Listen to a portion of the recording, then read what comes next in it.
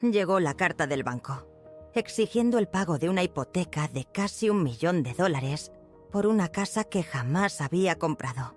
Se me encogió el corazón, pero lo que realmente me destrozó fue darme cuenta de quién había usado mi nombre, falsificado mi firma y puesto en riesgo todos mis ahorros.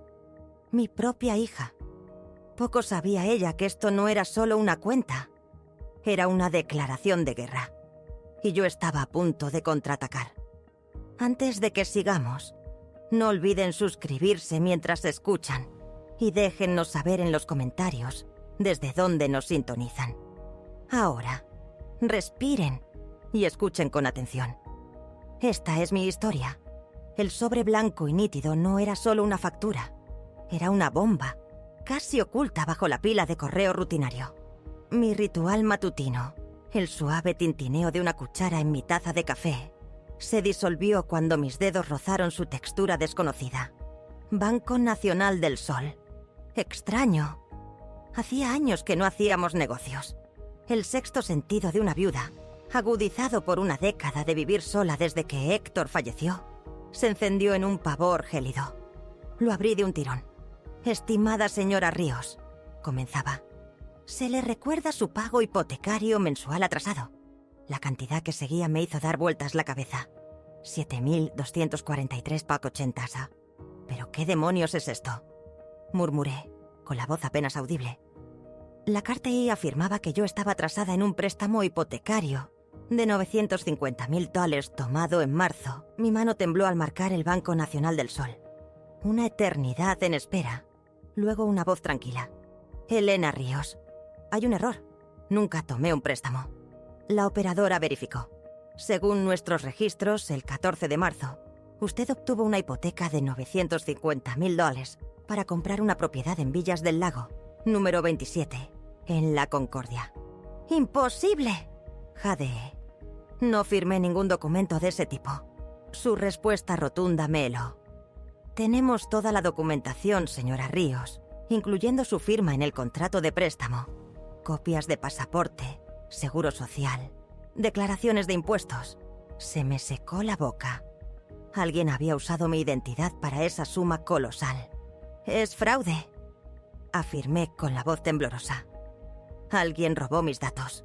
La operadora aconsejó reportarlo a las autoridades, añadiendo una advertencia tajante.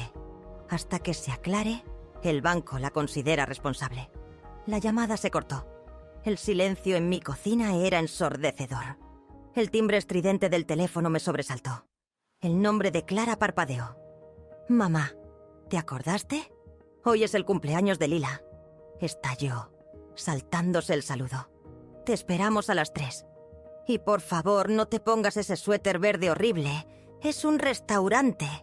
Mi mente aún tambaleándose, logré decir: «Me acuerdo, Clara. Pero tengo un problema serio. Una carta del banco». «Mamá, no empieces otra vez».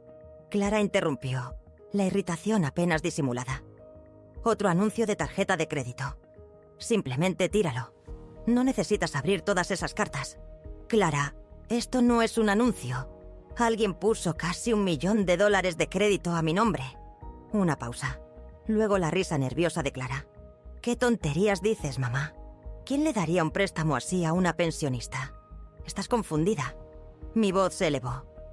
«No lo estoy. Está en blanco y negro. $950.000 a mi nombre, con mi firma. Mamá, tu presión debe estar por las nubes otra vez. ¿Tomaste tus pastillas?». Su tono empalagoso decía mucho de su exasperación. «Deja de hablarme como si estuviera fuera de quicio». Rara vez gritaba. «Estoy cuerda y voy a ir a las autoridades». «¿Las autoridades? Ay, Dios, mamá, tratando de avergonzarnos delante de todo el pueblo». Clara sonaba en pánico. «Iré después del trabajo. Lo resolveremos. Pero por el amor de Dios, no hagas ninguna llamada, ¿vale?». Su reacción extrema me pareció extraña, inquietante. Para calmar la ansiedad que me revolvía, me concentré en la fiesta de Lila. Planché mi vestido azul oscuro. El silbido del vapor, una distracción temporal. Pero mis pensamientos volvían. El préstamo, el banco, el extraño comportamiento de Clara. Una sensación corrosiva de que todo se resquebrajaba. En el Lirio Dorado, Oscar, mi hijo, y su esposa, Blanca, ya estaban allí con sus adolescentes. Oscar, un agente de aduanas, le encantaba presumir de su estatus. «Mamá, tu pelo se te sale por la oreja izquierda otra vez». Me saludó, en lugar de un «Hola». La sonrisa de Blanca era educada.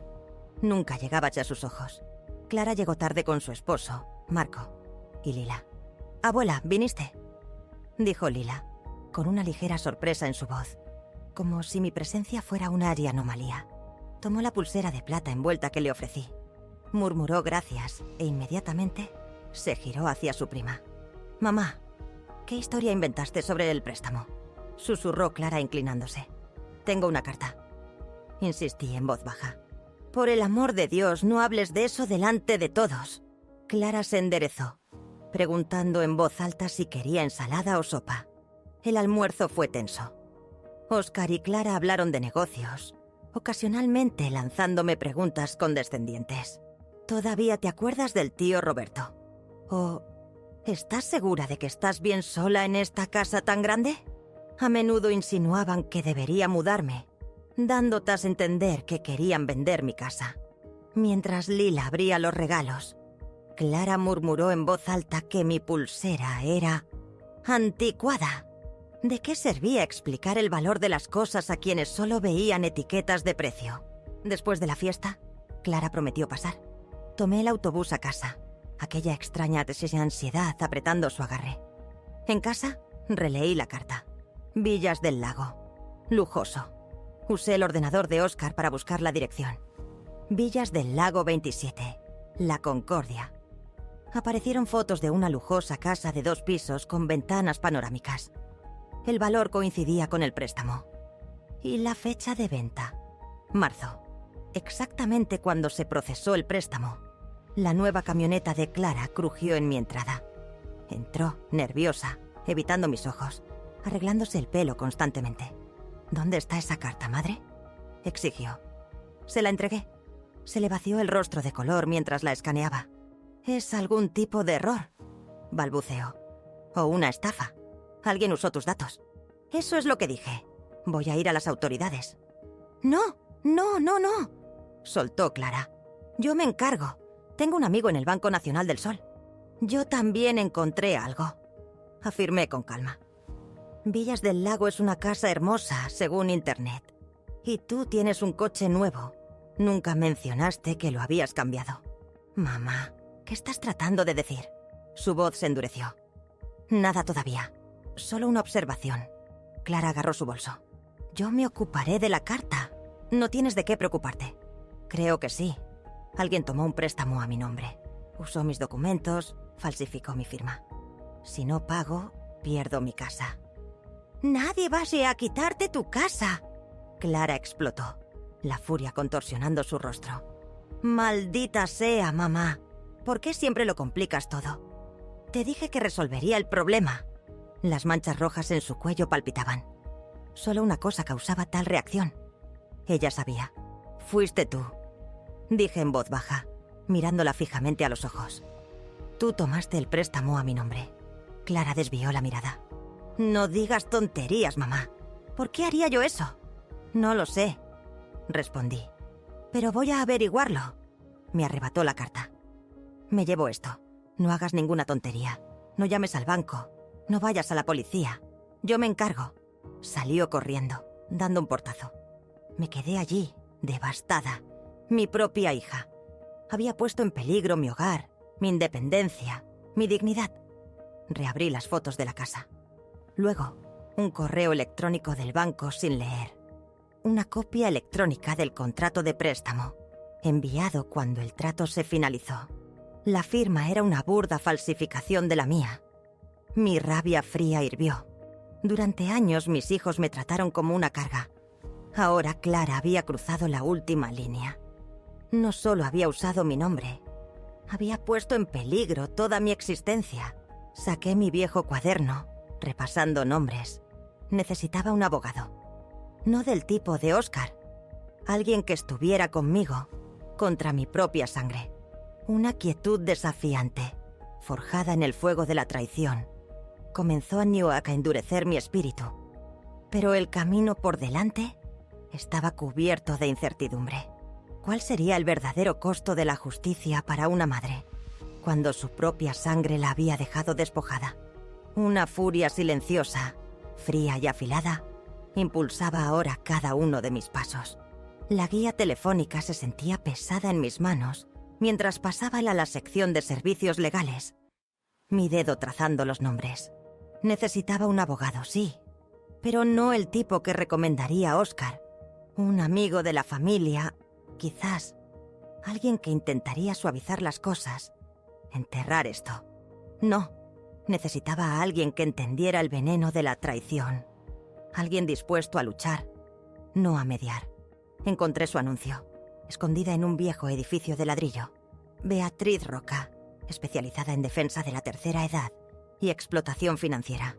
Exactamente lo que necesitaba. Mi llamada fue respondida por una voz cálida. Sorprendentemente, se concertó una cita para esa misma tarde. Al bajar del autobús, la pesada puerta de roble del edificio de oficinas de Roca se alzaba imponente. Los abogados siempre parecían intimidantes. Héctor se había encargado de todo eso. «¿Puedo con esto?», susurré, abriendo la puerta. La recepción era pequeña pero acogedora, llena de plantas en maceta. «¿Señora Ríos?». Una joven de pelo corto me saludó. «La señora Roca la está esperando». La oficina de Beatriz Roca era una revelación.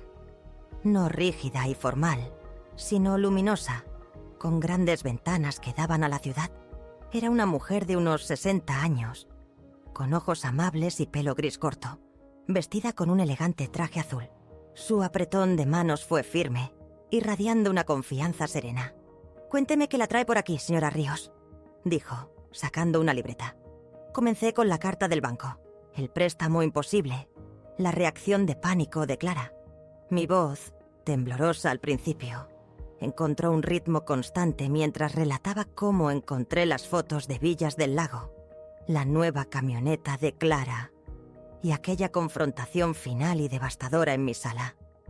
Beatriz escuchó, su mirada inquebrantable, haciendo ocasionalmente una pregunta aguda y clarificadora. Cuando terminé, se recostó, golpeando su bolígrafo. «Lo que ha descrito, señora Ríos, es un caso clásico de robo de identidad, agravado por la participación familiar. Lamentablemente, no es infrecuente en personas mayores». «¿De verdad cree que Clara lo hizo?», pregunté, aferrándome aún a una brizna de duda. Los ojos de Beatriz se encontraron con los míos. «¿Qué piensa usted?», suspiré, la verdad, un sabor amargo. «Lo creo. El coche nuevo, su nerviosismo, tratando de silenciarme. Pero me cuesta creerlo. Clara siempre ha sido ambiciosa, un poco arrogante, pero... ¿un crimen? La gente cambia», dijo Beatriz suavemente. «No siempre para bien. Ha mostrado su hija un patrón de falta de respeto hacia su independencia». Recordé, después de que Héctor falleció, Oscar insistió en que le diera un poder notarial sobre mis cuentas. Me negué, lo que causó un maldito escándalo. Incluso amenazó con hacerme declarar incompetente. Luego, la constante conversación sobre vender mi casa. «Demasiado grande para ti sola, mamá. No puedes mantenerla». Incluso me habían encontrado un bonito pisito en una residencia para mayores. Beatriz tomó nota. «¿Tiene usted testamento, señora Ríos?». «Clara y Oscar heredan a partes iguales. Héctor y yo lo decidimos hace años», admití, aunque últimamente he considerado cambiarlo. «A los nietos, en su lugar». «Entiendo». Ella asintió. «Ahora tenemos opciones. Primero, ir a la policía para denunciar un delito. Eso es lo más drástico, lo que podría llevar a acciones legales contra su hija». Se me apretó el estómago. ¿Clara en la cárcel? La idea era absurda. «¿Hay otras opciones?», pregunté en voz baja. «Segundo, una demanda civil. Podríamos demandar para que el contrato de préstamo sea anulado por fraudulento. Menos drástico, pero aún público», continuó Beatriz. «Tercero, una resolución amistosa. Podría escribir una carta, exponiendo los hechos, exigiéndole que asuma el préstamo. La amenaza de acciones legales podría obligarlas a actuar.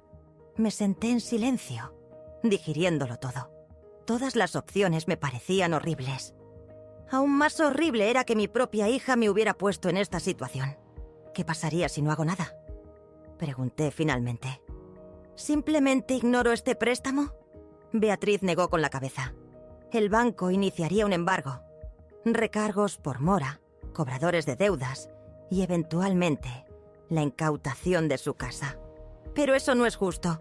Yo no firmé nada. Lloré. La justicia y la ley no siempre son lo mismo, señora Ríos, dijo Beatriz, con voz suave.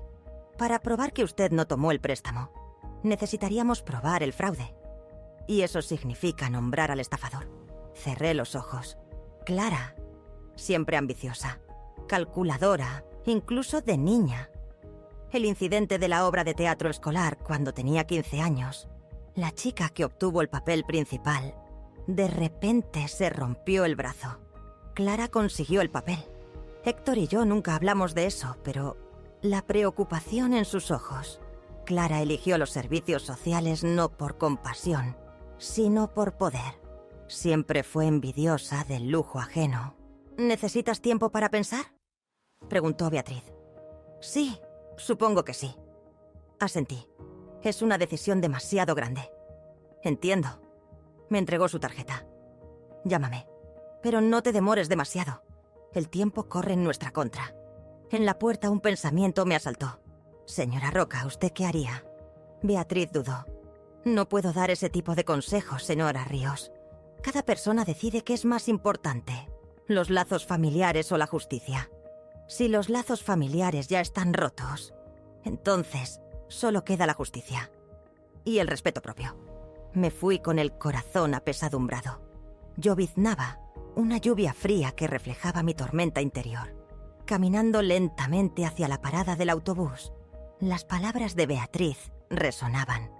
Si los lazos familiares ya están rotos, entonces solo queda la justicia y el respeto propio. ¿Podría existir una verdadera familia cuando algunos miembros estafaban y se aprovechaban? El autobús tardaba. Me senté, viendo pasar a gente indiferente. Los recuerdos giraban. Clara, una niña pequeña, corriendo hacia mí con un dibujo. Mami, eres tú. Luego un adolescente poniendo los ojos en blanco. Mamá, ¿me estás avergonzando? Una graduada universitaria mostrando orgullosamente su diploma. Sus ojos diciendo: mira, lo he logrado todo sola. Aunque Héctor y yo habíamos trabajado doble turno para su educación. Luego todo cambió después de que nació Lila. Clara se volvió distante. Sus visitas formales, las conversaciones críticas. Cuando Héctor falleció, Clara organizó el funeral sin mi opinión. Incluso eligió mi vestido. No estás en posición de tomar decisiones ahora, mamá, había dicho. Después, ella y Oscar dividieron las cosas de Héctor, como si yo no existiera. Su colección de sellos, el trabajo de toda una vida. Oscar se la llevó sin preguntar. Solo acumulará polvo en tu casa, mamá.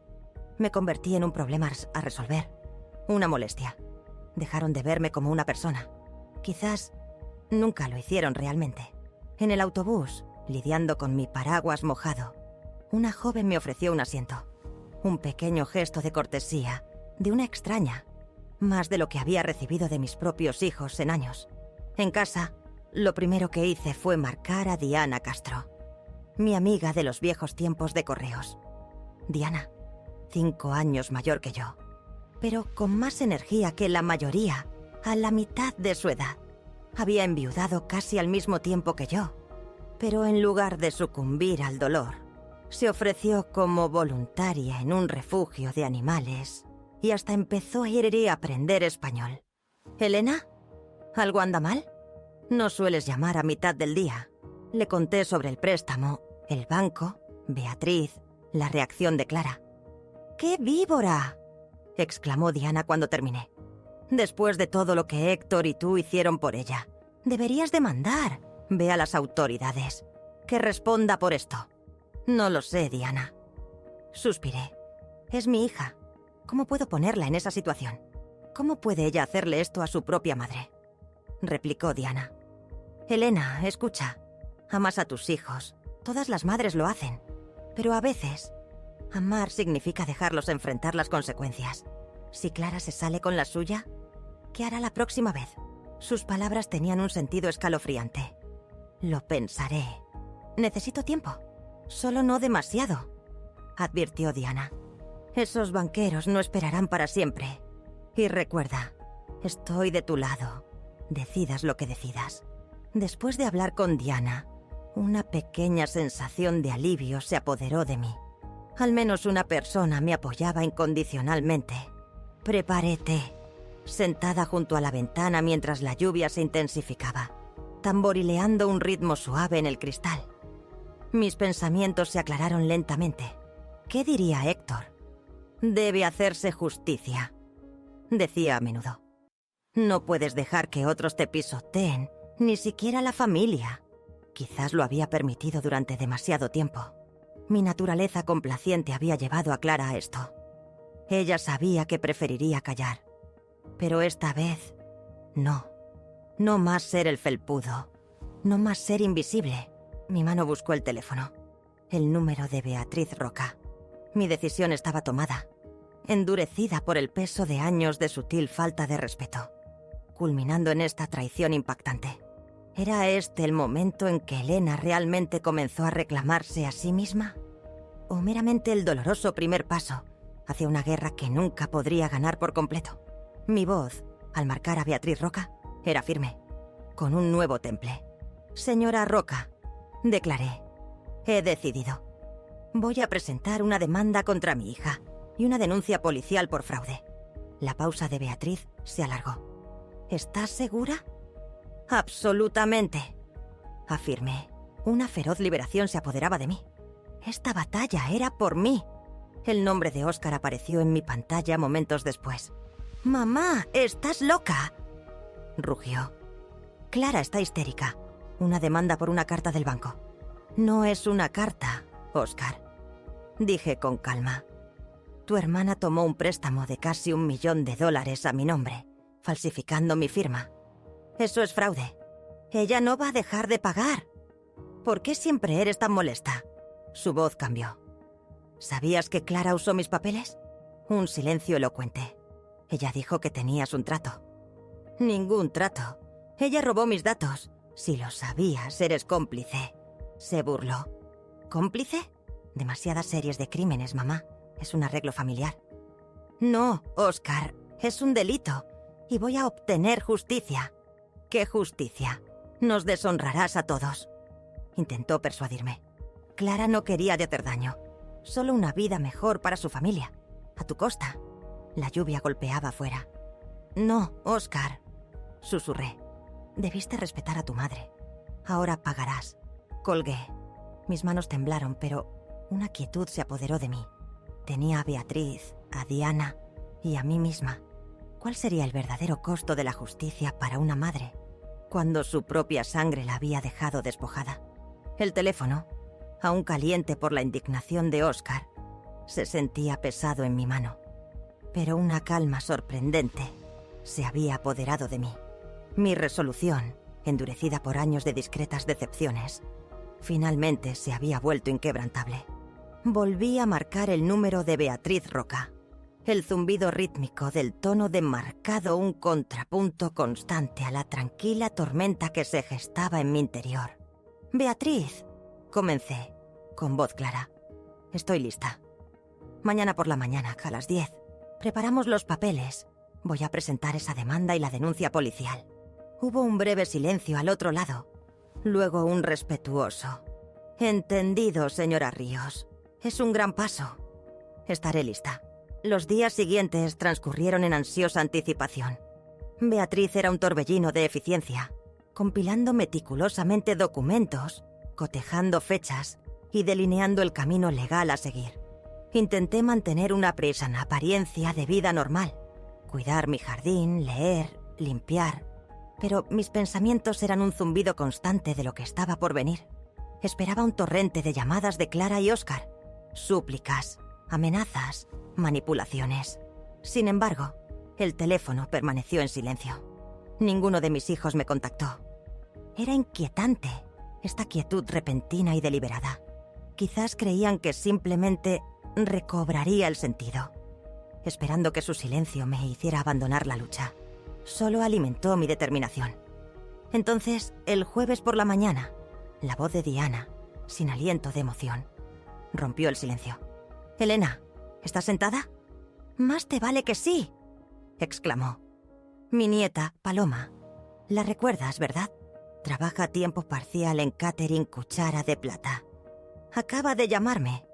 Su empresa recibió un pedido para atender la fiesta de Clara. Una fiesta de inauguración. Este sábado, en Villas del Lago, se me cortó la respiración. Una fiesta de inauguración. En esa casa, la que compró con un préstamo fraudulento a mi nombre. Y, por supuesto, sin invitación para mí. La audacia, un claro testimonio de su creencia en mi insignificancia. Una fiesta, repetí, las palabras sin emoción. ¿Cuántos invitados? Paloma dice 40 personas. Cócteles, aperitivos, champán, todo de primera. Transmitió Diana, ajena a la corriente emocional que me recorría. Empiezas a las 6 de la tarde. Imaginé a Clara, deslizándose por las lujosas habitaciones nuevas, aceptando felicitaciones, hablando de renovaciones de diseñador y vistas al lago, sin mencionar nunca cómo la adquirió. «Gracias por avisarme, Diana», dije, sorprendida por mi propia calma. «Esta es una información importante. ¿Qué vas a hacer?» La voz de Diana, ahora curiosa, se detuvo. «Todavía no lo sé», respondí, sinceramente. «Pero estoy segura de que se me ocurrirá algo». Después de colgar, llamé inmediatamente a Beatriz. «Señora Ríos, justo estaba a punto de llamarla», dijo ella. «Los alguaciles no pueden entregar la notificación a su hija. Ella no responde a la puerta ni a su teléfono. Creo que sé cuándo y dónde encontrarla con seguridad», dije, y le conté sobre la próxima fiesta. Hubo una larga pausa al otro lado. «¿Está sugiriendo que le entreguemos una citación justo en la fiesta de inauguración?», preguntó Beatriz, con un tono de incredulidad en su voz. «Eso es poco convencional. ¿Hay algún obstáculo legal?», insistí. «No, legalmente, no hay ninguno. El alguacil tiene derecho a ticarse a entregar documentos donde quiera que se encuentre el demandado. Pero podría causar un escándalo. Que lo tenga», dije, mi voz firme, infundida con una fría y justa ira. «Mi hija está teniendo una fiesta en una casa que compró con dinero obtenido ilegalmente y ni siquiera se molesta en invitarme, a pesar de que el préstamo está pasado a mi nombre. Creo que un pequeño escándalo es lo menos que se merece». «De acuerdo», concedió Beatriz después de un momento de reflexión. «Contactaré al alguacil. Pero, ¿estás segura de que quiere estar allí en persona? ¿No sería mejor dejar que el alguacil haga el trabajo solo?». Me pregunté por qué querría estar allí. ¿Para ver la sorpresa en el rostro de Clara? ¿Para saborear su humillación? No, no era eso. Quería que Clara se diera cuenta de que no era una anciana indefensa para ser usada y olvidada. Yo era una persona que podía defenderse por sí misma. «Sí, quiero estar allí», afirmé. «No por venganza, sino para mostrarle a mi hija que no me he rendido. Y no lo haré. Entiendo». La voz de Beatriz era respetuosa. «En ese caso, coordinaré con el alguacil para que la espere el sábado por la noche, cerca de la casa de su hija. Digamos a las 5:30. Le avisaré la ubicación exacta más cerca de la fecha». «Está bien», accedí. Al colgar, una extraña calma se apoderó de mí. La decisión estaba tomada.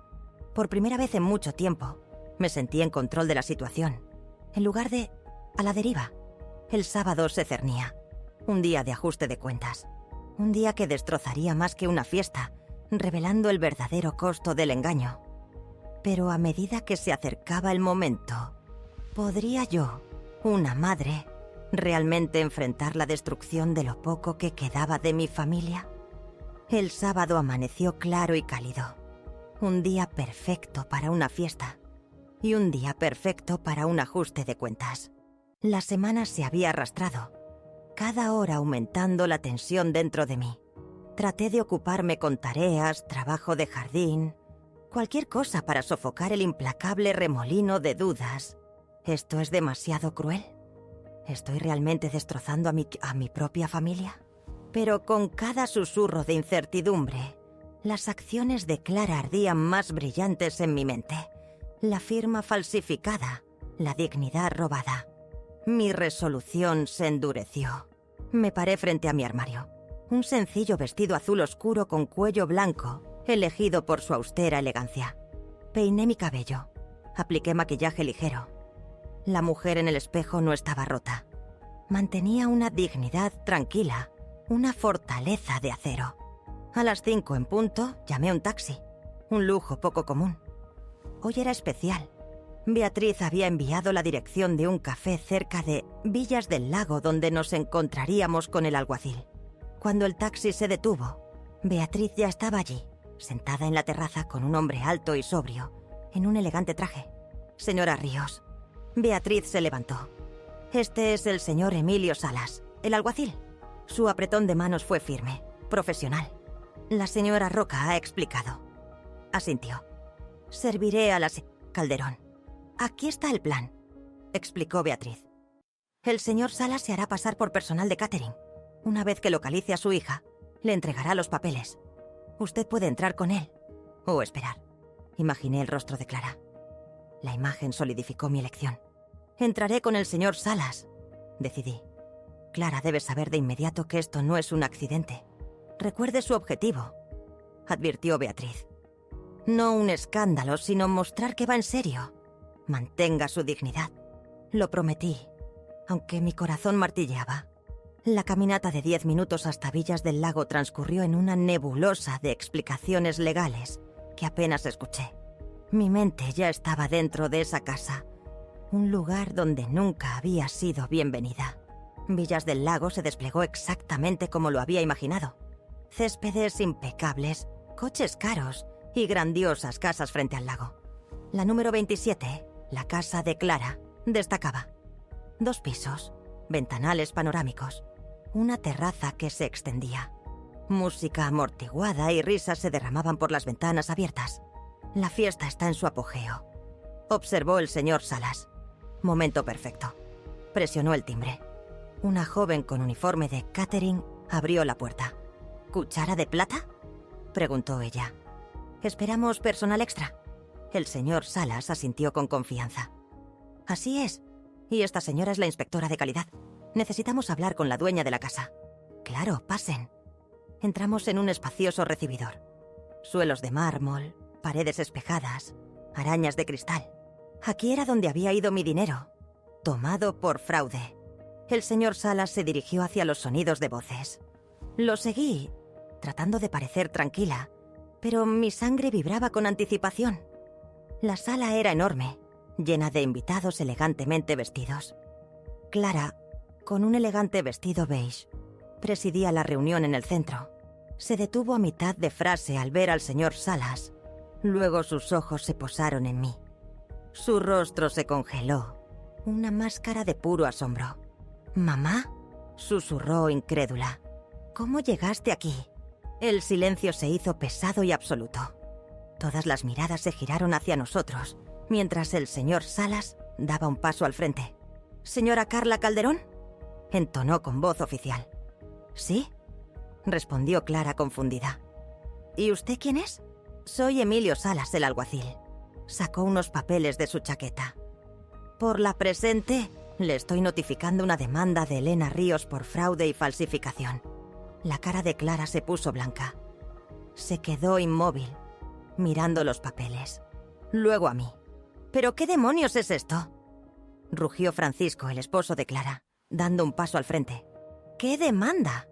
La demanda se refiere a un préstamo hipotecario de $950,000, hecho ilegalmente a nombre de la señora Ríos, explicó el señor Salas con calma, entregándole los documentos a Clara. Clara los tomó mecánicamente, con la mirada fija en mí. «Mamá, ¿estás loca?», siseó, su voz apenas audible. ¿Montando tal espectáculo? No, Clara, tú estás loca, dije en voz baja, pero con una claridad inquebrantable. Haciendo un préstamo a mi nombre, falsificando mi firma, comprando una casa con dinero que no te pertenece.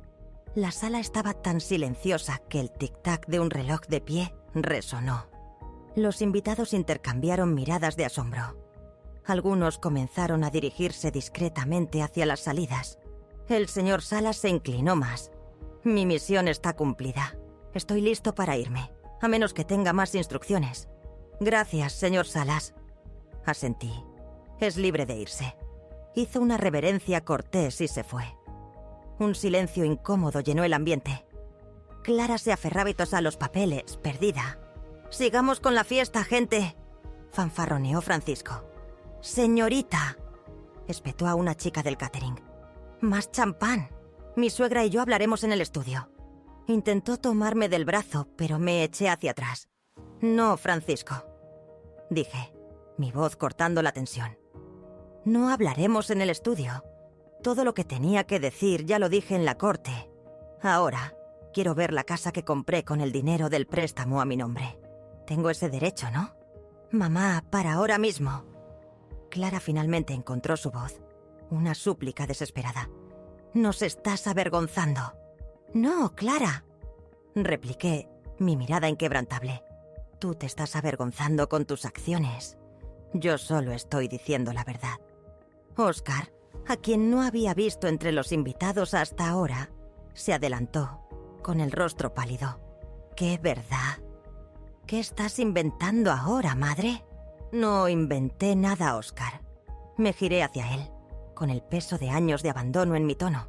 «Tu hermana hizo este préstamo a mi nombre falsificando mi firma. Y tú lo sabías, pero no hiciste nada para detenerla. Eso no es cierto», murmuró Oscar, pero sus ojos lo delataron. «¡Basta!», chilló Clara, arrojando los papeles sobre una mesa de centro de cristal. «Mamá, vete de aquí ahora mismo, o llamo a la policía». «Llámalos», dije con calma. «Será interesante explicarles a los oficiales por qué estás echando de la casa a la persona a cuyo nombre se hizo el préstamo para su compra». Un murmullo de sorpresa se extendió entre los invitados. Algunos incluso silbaron suavemente. Clara parecía como si le hubieran dado un golpe. «Señoras y señores», me dirigí a los aturdidos invitados, muchos ya buscando una salida. «Les pido disculpas por la escena. No quise arruinar su noche, pero pensé que debían saber que esta hermosa casa fue comprada con dinero fraudulento. Mi hija usó mi identidad y falsificó mi firma para obtener un préstamo de $950,000. Luego registró la casa con una sociedad pantalla para encubrir sus acciones». «¡Eso es mentira!», gritó Clara. «Mamá, aceptaste ayudarnos con el préstamo. Me diste un poder notarial». «¿Lo hice?», levanté una ceja. «¿Dónde está ese poder notarial? ¿Por qué no se lo mostraste al banco? ¿Por qué tuviste que falsificar mi firma? ¿Y por qué me enteré del préstamo solo cuando recibí la carta de pago atrasado?». Clara guardó silencio, sus labios apretados en una fina línea. Francisco le puso una mano en el hombro, tratando de apaciguar. «Mamá, no hagamos un escándalo. ¿Podemos hablar de esto en paz mañana?» «No, Francisco», negué con la cabeza. «Ya hemos intentado hablar». Clara ignoró mis llamadas. Oscar me instó a no hacer nada estúpido. Ninguno de ustedes tomó la situación en serio. Pensaron que simplemente lo aceptaría, como siempre hago. Pero esta vez no. Hice una pausa, recorriendo la sala. Muebles lujosos, lámparas de diseño, cuadros en marcos caros. Todo gritaba dinero. Dinero tomado por fraude. «Es una casa hermosa», dije. «Lástima que tendremos que venderla pronto para pagar el préstamo. O el banco la embargará. Todavía no he decidido qué opción prefiero». «No puedes hacer eso», exclamó Clara dando un paso hacia mí. «Esta es nuestra casa. Hemos trabajado toda nuestra vida para permitirnos una casa así». «No, Clara», objeté. «Tú no trabajaste para esto. Solo robaste dinero usando mi nombre. Y ahora Vas a tener que responder por ello. Justo entonces, Lila entró corriendo en la sala. Se detuvo al ver la tensa escena. ¿Qué está pasando?, preguntó, mirando de su madre a mí. Abuela, ¿por qué estás aquí? Hola, Lila. Le sonreí suavemente. Vine a ver tu casa nueva. Es hermosa. Lila, sube a tu habitación, dijo Clara bruscamente. ¿Ahora? Pero mamá. Ahora, repitió Claras, alzando la voz. Lila me miró perpleja y se fue a regañadientes. ¡Mira lo que has hecho!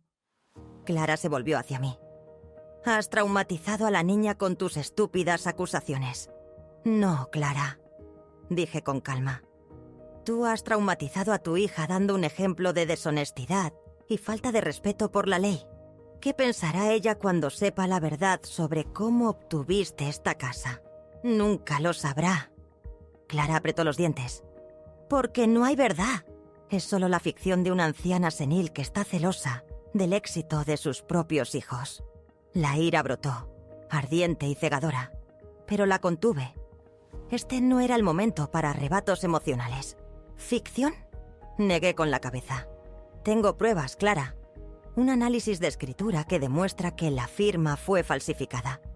Registros médicos que prueban que yo estaba en San Francisco cuando supuestamente firmé el contrato de préstamo. Registros de bienes raíces que muestran que la casa fue registrada ante una sociedad pantalla llamada Inversiones Calderón. Información sobre pagos de préstamos realizados desde la cuenta corporativa de la empresa. Y el testimonio de Arturo Solís, un agente de préstamos que admitió haberte ayudado a saltarte los controles debido a su relación pasada. Con cada palabra, la cara de Clara palidecía más. Por primera vez, vi el miedo destellar en sus ojos. «Estás de farol», susurró. Arturo nunca. Ya testificó. Mentí, esperando que Beatriz perdonara mi pequeña artimaña. Dada la opción entre ayudarte a ti y procesarte, eligió salvar su propio pellejo. Típico de los hombres, ¿no? Francisco ahora miraba a su esposa con desconcierto y sospecha. Clara, ¿de qué estás hablando? ¿Arturo? ¿Quién? Nada, dijo Clara. Lo está inventando. Entonces, ¿por qué estás pálida, Clara?, preguntó Francisco, su voz teñida de duda. ¿Y por qué nunca me contaste los detalles de cómo se arregló el préstamo? Una sombra de desconfianza pasó entre ellos. Francisco pudo haber sabido en términos generales, pero los detalles le habían sido ocultados. Señoras y señores, me dirigí a los invitados restantes, sumamente incómodos. De nuevo, pido disculpas por arruinar la noche, pero quizás deberían reconsiderar su relación con los dueños de esta casa. Las personas que pueden engañar a su propia madre difícilmente serán honestas con amigos y compañeros de trabajo. ¡Fuera de aquí!, gritó Clara perdiendo los estribos. ¡Fuera de mi casa! Técnicamente, aún no es tu casa, señalé, mi voz clara y fuerte. Y no lo será cuando el tribunal decida mi demanda. Pero me iré, porque ya hice todo lo que quería hacer.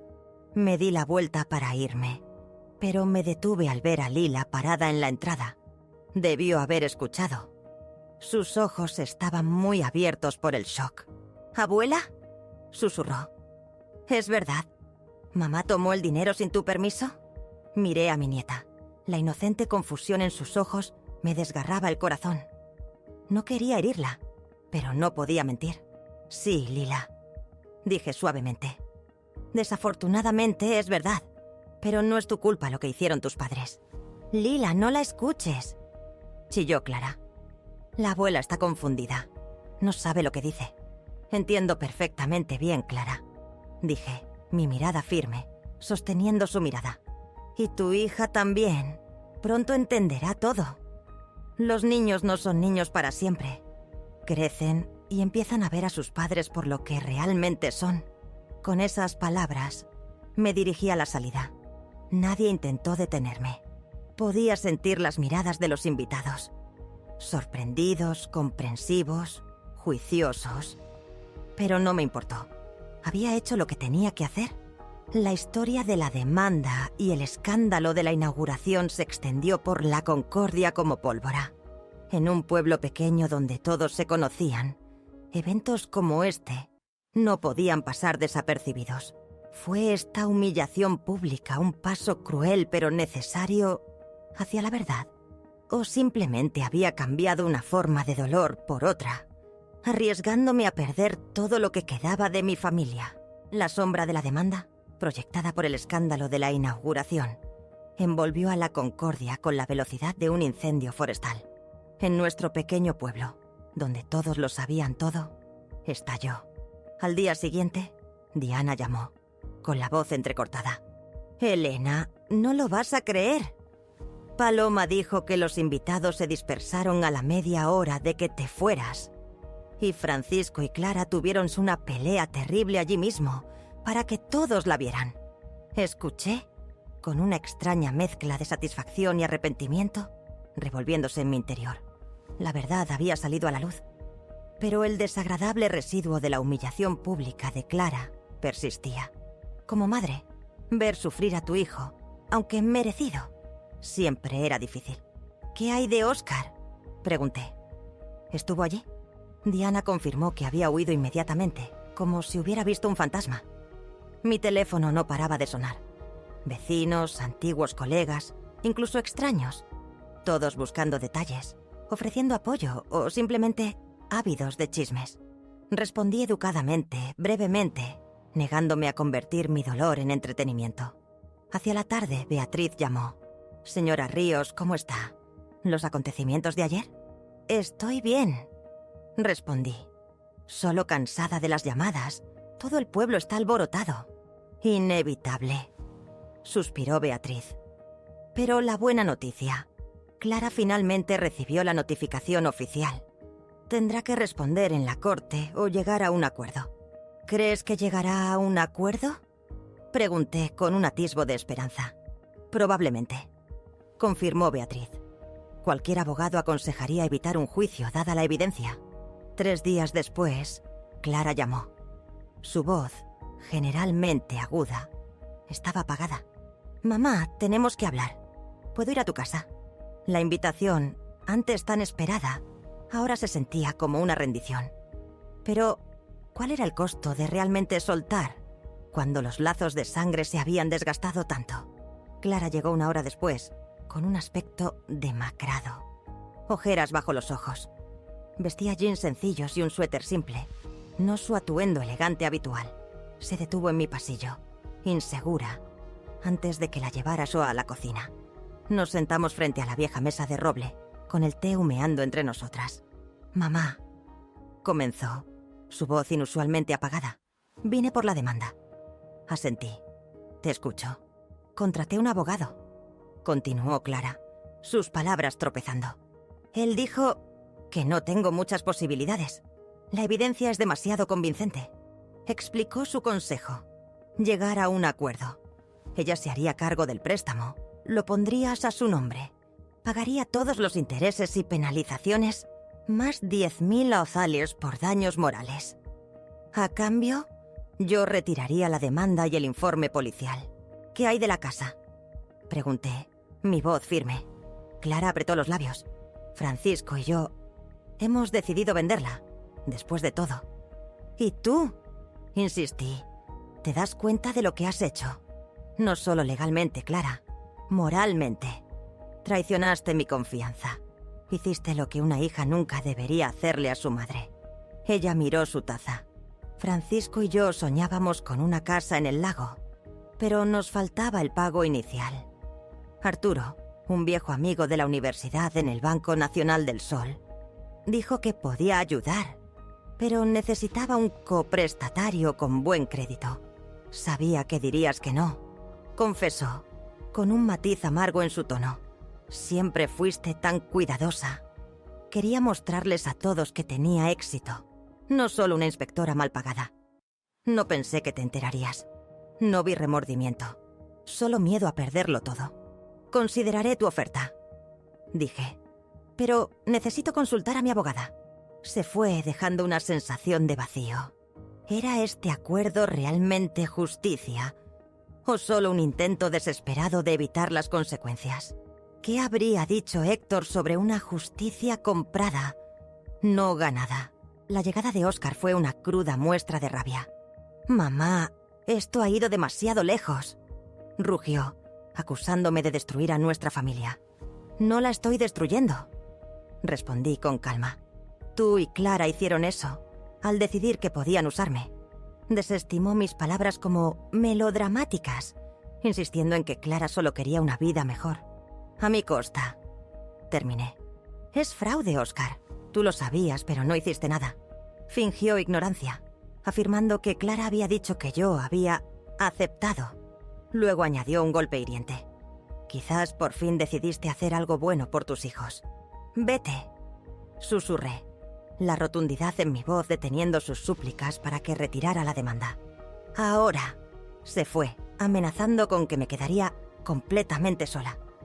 Mi dolor era real, pero también lo era mi determinación. Llamé a Beatriz. «No voy a llegar a un acuerdo. Que el tribunal escuche el caso. Clara necesita darse cuenta de lo que ha hecho». El juicio comenzó.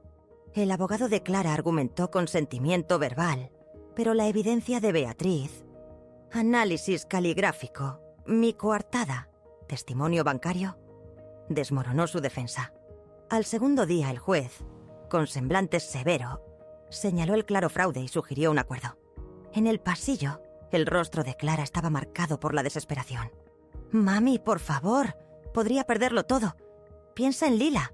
Solo vi miedo a las consecuencias, no verdadero remordimiento. «Debiste haber pensado en Lila antes del crimen», dije. «Esto no es venganza, es justicia, y para que tú entiendas las consecuencias. Haz lo que quieras», siseó. «Pero no te considero mi madre. Olvídate de tener una nieta». Sus palabras calaron hondo, pero mi determinación se mantuvo. Una semana después, el tribunal dictaminó. Préstamo anulado, mis obligaciones canceladas. Clara debía pagar $20,000 por daños morales. El banco, optando por no presentar cargos penales, embargó la casa de Villas del Lago. Clara y Lila se mudaron a un pequeño apartamento. Francisco solicitó el divorcio. Oscar dejó de llamar. Blanca, fría, me informó. «No queremos que tengas contacto con los niños. Son demasiado impresionables». Yo era una paria. Sin embargo, una extraña paz se asentó. Dolor, sí. Pérdida, sin duda. Pero también un profundo respeto propio y libertad de su control tóxico. Diana se convirtió en mi apoyo inquebrantable. «Elena», preguntó, «¿cuándo fue la última vez que hiciste algo solo para ti?» Reflexioné. «Es hora de arreglar eso», declaró, instándome a tomar clases de computación, luego a viajar. «¿Recuerdas Italia?» Me engatusó. El viejo sueño de Héctor. «¿Vendrías conmigo, Diana?» Sus ojos se iluminaron. «Sí, Elena, iré». La vida resultó. Tenía nuevos capítulos, nuevos amaneceres. El dolor de lo perdido siempre sería parte de mi historia, pero ya no la definía. Me encontraba al borde de un nuevo comienzo, aprendiendo que la valía personal, una vez recuperada, podía iluminar el camino más oscuro. ¿Alguna vez te has enfrentado a un momento en el que soltar lo que creías que era familia en realidad significó encontrar tu verdadero ser? Déjame saberlo en los comentarios. Tu voz importa. Y no olvides suscribirte para más historias de fuerza y